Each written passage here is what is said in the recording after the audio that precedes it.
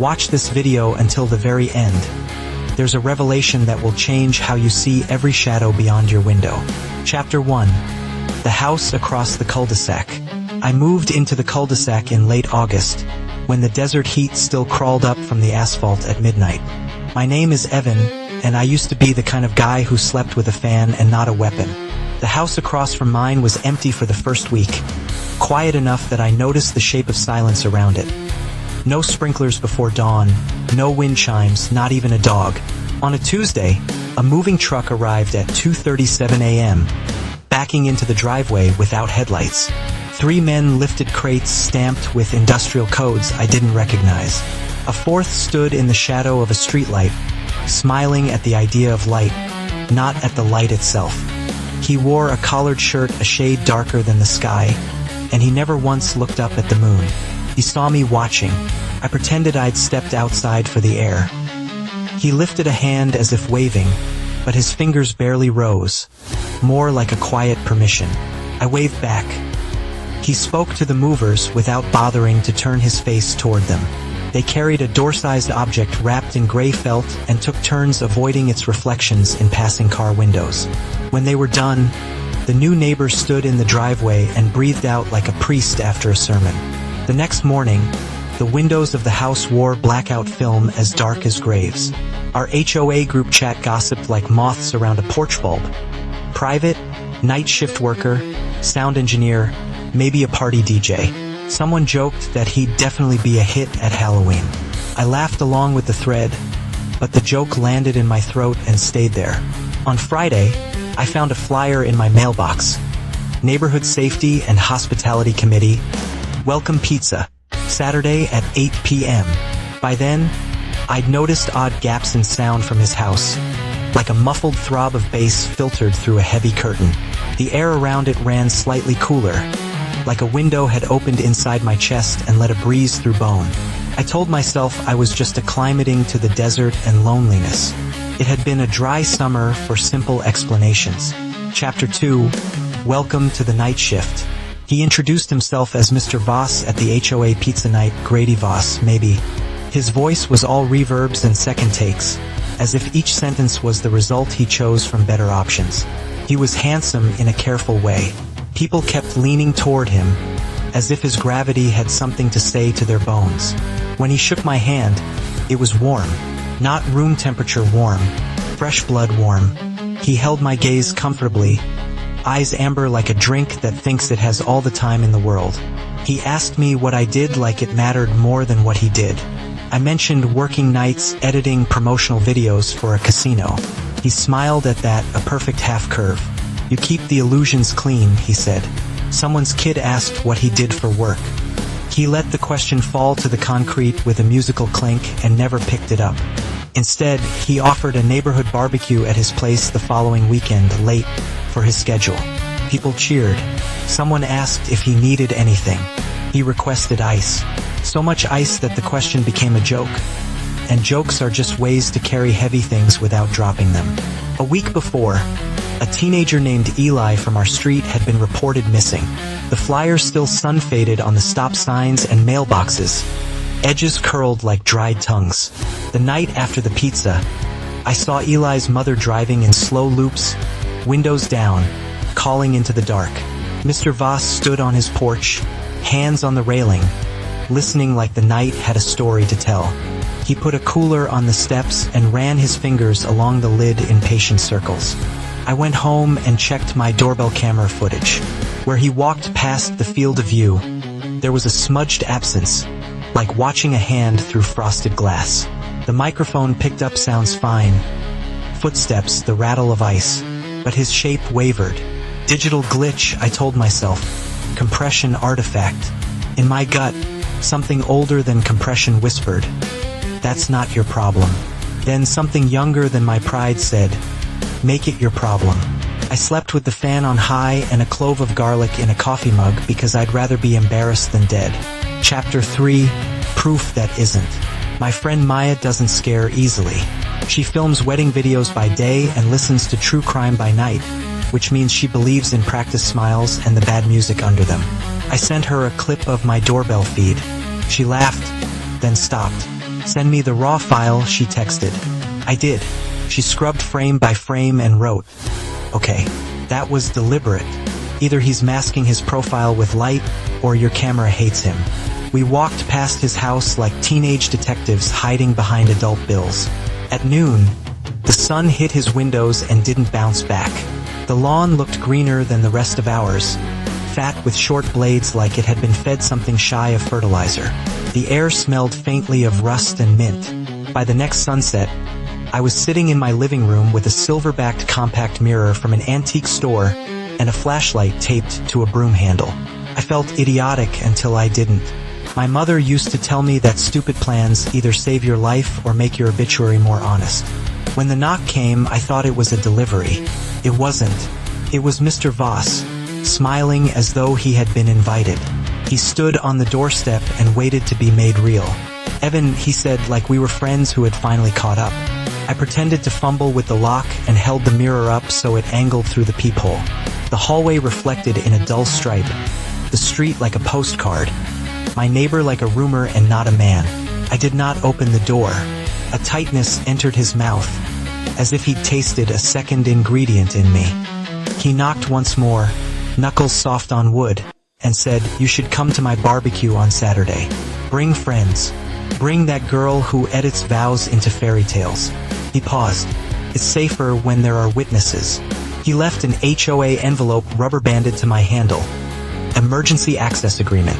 In case of fire, collapse, gas leak, sign here to allow neighborly assistance. Every house in our circle had one. His signature at the bottom was charcoal dark and tidy. Mine was supposed to meet it, marry it, bleed into it. I left it unopened on the counter like another superstition. At 1:13 a.m., I heard clattering through my bathroom wall, like an animal inside the pipes. I crawled under the sink and held my breath. Something dragged past the drain with the insistence of a rope pulled from a well. When I twisted the cold tap, a thread of water came out smelling like water fresh from a grave. Chapter 4. The Man Who Faked Monsters. I did what cowards and researchers do. I found a man on the internet. His name was Noah Blackthorne, a Vegas stage magician who'd pivoted to paranormal debunking on a streaming platform.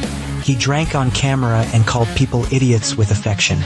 His shtick was petty exorcisms and exposing haunted basements with broken CO2 detectors. I sent him a message with the words I did not want to use. He replied with a calendar link and a price. Fear is expensive when you pay by the hour. Noah arrived with tired eyes and a toolbox clinking like a bag of cutlery. He smelled like good whiskey and stage fog. He stood in my foyer and listened to the house the way a mechanic listens to a car. He asked for the emergency access agreement. When I said no, he sighed and checked the peephole, tilting his head like a predator in a nature documentary. He said, "I'm going to tell you what I tell anyone who mentions blacked out windows and missing reflections. You're being dramatic, but you're probably not wrong." He pulled a chunk of chalk from his coat and drew a thin line inside my threshold, whispering as if he were narrating to a child under a blanket. He placed 3 little mirrors like teeth along the baseboards and set bobby pins on them. He showed me the trick. If the pins rattle without a breeze, you have a pressure change caused by a moving cold front in a warm room. If the pins don't rattle and the temperature falls anyway, don't open the door. I asked him if inviting someone in actually mattered.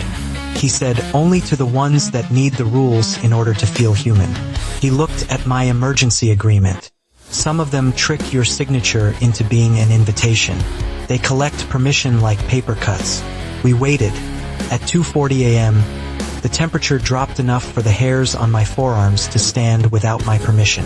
The pins did not move. The chalk lines smelled like rain, like petrichor, the word my mother loved. Something pressed against the door gently, then leaned out of habit, then pressed harder because habit turned to hunger. Noah clicked his tongue and whispered, "He's testing your kindness."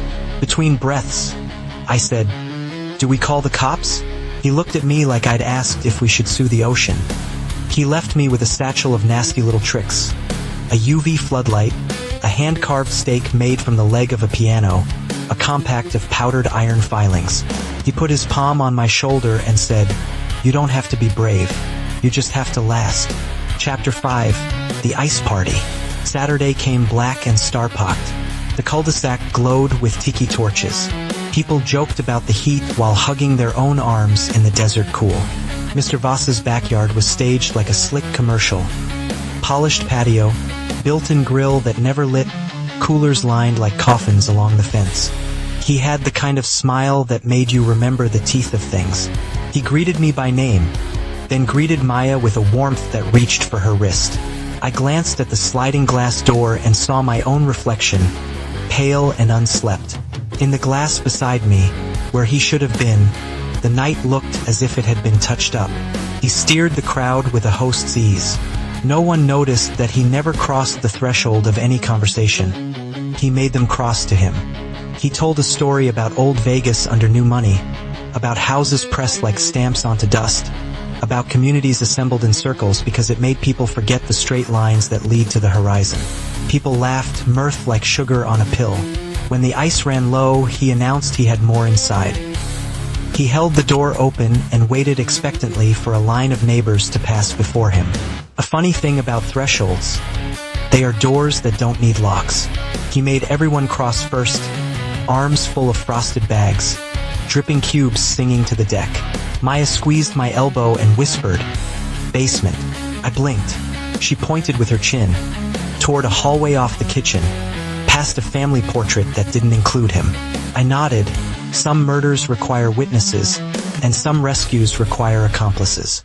I took the opportunity to be rude, ducked into the house, and slipped down the lit hallway until the light became the yellow of a hospital and the sound thickened into breathing. A door at the end was half open, and behind it the air felt like the inside of a storm cloud. I descended into a room too clean to be unfinished. A concrete square with a refrigerator-sized box humming in the center. It wasn't a freezer. It was a coffin for the living. A walk-in cooler rigged from industrial parts, insulated with layered foam, vents leading directly outside. A fine red dust ringed its base. My tongue decided it was the taste of iron before my brain decided it was not dust. Inside the cooler, there was a boy with his eyes open. Eli. The missing kid looked like a photograph that had been overexposed. Everything had been bled out, and what remained was contrast. He saw me and did not scream. He lifted a hand with slow grace and placed it against the glass. His breath fogged in the shape of someone else's mark. Please, he breathed, or maybe I imagined it. The hinges groaned when I pulled, and the groan sounded like repentance. The door stuck, then released. Cold washed over me. Eli stepped forward on uncertain feet, like he'd learned to stand in a different gravity. I slung his arm over my shoulder and climbed. Halfway up, the lights dimmed. The house inhaled. On the landing, Mr. Voss waited with his hands in his pockets. He looked disappointed, like a chef who finds a guest in his pantry. "TSK," he said, and the sound carried farther than the syllable should. He reached toward Eli without urgency, as if patience was his strongest muscle. I turned the UV floodlight on without aiming and shoved it forward like a talisman. Light exploded cold and purple-blue, painted Mr. Voss in a color that made him glitch, edges burning like film. He hissed, not theatrical, not animal. A sound the mouth makes when it has practiced being quiet for centuries. Maya grabbed Eli's other arm from the top of the stairs and yelled, "Run." We did. We barreled through a sliding door and out past human laughter, kneeling to silence. Behind us, he took one step into the night and stopped at a line of chalk no one remembered drawing there. The ice in the coolers cracked in sympathy. He smiled again and showed all his teeth like a set of white keys. "You can keep him for now," he said softly, "but the song is mine." Chapter 6. The Chorus of the Cul-de-sac. We hid in my living room and bolted the locks that only ever stopped the well-meaning. Eli sat on the couch with a blanket around his shoulders, drinking water like it was a lie he wanted to believe. His skin brightened by degrees that did not match time. He watched the door with a patient expression, like a child waiting for a punchline. Noah came before dawn, eyes red like the bottom of a glass. He didn't ask questions. He looked at Eli's teeth, at his pupils, at his pulse, and nodded at data none of us could see.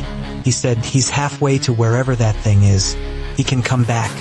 He'll take something with him when he leaves. That's the price. The cul-de-sac felt like a set designed by a cruel director.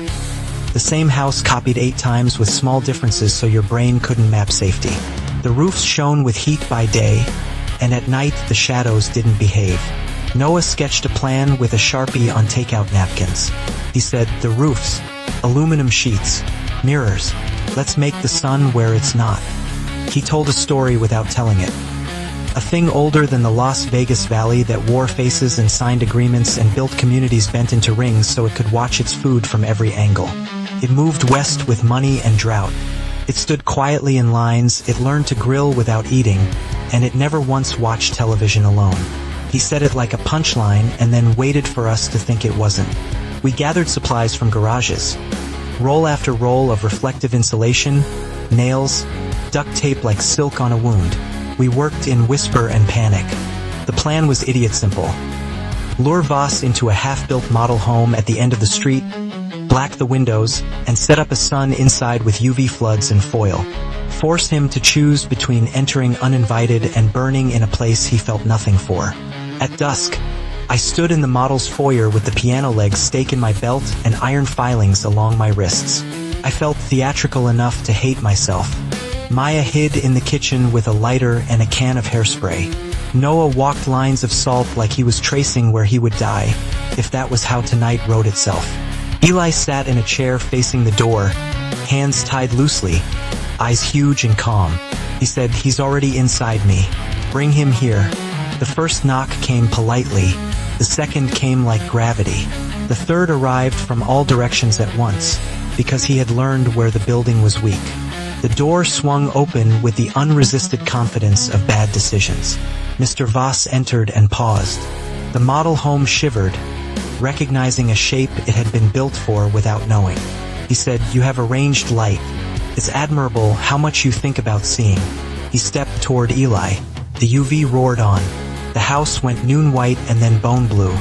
He burned like paper printed with an expensive photo, starting at the edges, curling and blackening where he was most beautiful. He did not scream. He simply looked surprised at last that anything could be done to him. He moved fast anyway because hunger outruns rules. He reached for me and got iron filings on his palms, and the smell was like wet pennies and thunder. Maya's flame blossomed in a sheet. Noah shouted a word that had no vowels. I plunged the stake without finesse. It met resistance, then met a hollow place that wanted to be filled. It slid in like a key. It whispered like a blade through silk. He looked at me as if I told him a secret. Then he smiled a small, sincere smile, and folded around the stake, and went down like a marionette that had forgotten the words. In the long breath after, the reflective foil trembled like it was remembering we had asked it to be a sun. The house dimmed to a human color. The smell lingered, burnt sugar and something older than sugar. We waited for triumphant silence. Instead, the air gathered itself and exhaled through the vents, and from inside the walls came a sound like laughter, multiplied by ducks. The model home had been built from plans drawn by men who had signed a lot of papers without reading the italics. Somewhere under the slab, the desert let out a sigh. Chapter 7. Aftertaste. We buried what remained of Mr. Voss in a contractor bag at the edge of the development where the floodlights stop and the coyotes begin their committee meetings. Eli slept for 18 hours and woke up needing salt, sunlight, and bad television. Sometimes he stares at the sink like it might speak. He has a new patience for dawns. A week later, new flyers appeared on our stop signs. Open House, Phase 2. The rendering showed smiling families on sidewalks too clean to be plausible. The address was where we had done the practical blasphemy. The model home repaired itself on paper overnight. Our HOA sent out a memo asking for signatures for a new emergency plan. The font was the same, but the signature line had been moved higher. The house across from mine has been quiet since. The blackout film peeled itself back in strips and drooped like dead moth wings. Sometimes at night I hear footsteps on my roof, then realize it's just the ductwork sighing as it cools. Sometimes I smell mint the moment before something hits my window that turns out to be a moth the size of a quarter. Sometimes I wake and my doorbell camera shows a smear at the corner of the frame where a shape almost wanted to be. I called Noah and asked, "Are we done?" He said, "We unplugged a lamp. The room is still here." He laughed in a way that wasn't mean. He told me to salt my thresholds once a month and never sign anything in pencil. Maya started carrying a pocket mirror like a rosary. Eli walks with me sometimes in the morning, pale beneath a baseball cap, talking about college like it's a city with gates you can choose to pass through. He's trying. So am I. Here's the thing I learned about monsters. They're patient. They're polite. They learn your names and your Wi-Fi passwords. They ask for ice. They say open the door like they're relieved you were home. And when you stop them, they sigh like the desert does at night when the heat leaves the road. If you live in a place with houses that match and mailboxes that look like cousins and streets named after the things that used to live there, pay attention to your thresholds. Do not invite things that only smile after midnight. Do not believe in safety made of committees. Do not ignore the taste of iron in the air when the wind changes like nowhere you've ever been. Watch to the end of your own night, and if you hear laughter in the vents, remember, someone designed those passages to carry comfort. Sound travels where it is wanted most, and hunger travels in circles. If you enjoyed this tale, I'm asking you to stay. I have more stories about doors that aren't doors and neighbors who don't need locks. Let me keep you company while we wait for the blue hour. I'll be here with the fan on, listening to the house breathe, trying not to mistake it for anything that loves me back. If this story kept you watching, subscribe to the channel, activate notifications, give the video a like, drop your thoughts in the comments, and share it with someone who keeps their curtains open after midnight.